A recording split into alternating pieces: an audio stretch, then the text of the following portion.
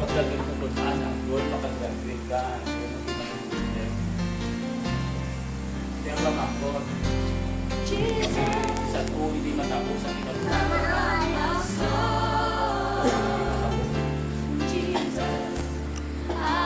Sa Bible, pagkataon natin wala ang mga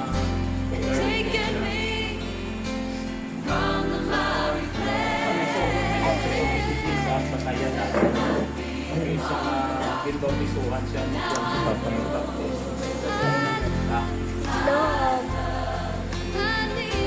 So, karapiyalidad nakapagay siya at na-crucify siya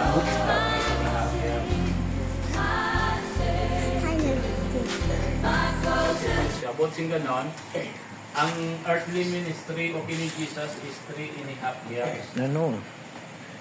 So 3.5 years ang Dito, sunod, dito.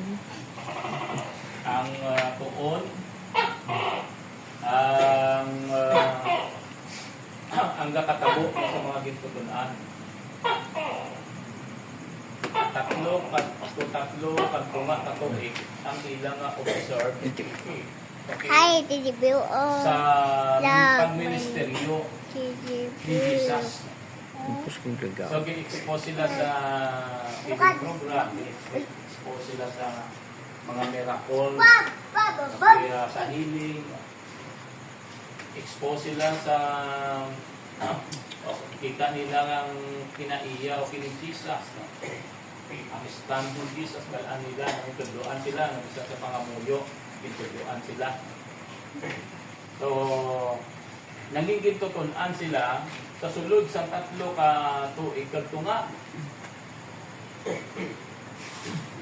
So, pagkatapos ng Pentecost, okay, nagkuha na sila. No?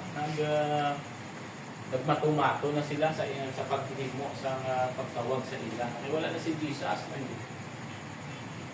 Wala na si Jesus. Sila na ang ginsugo. No?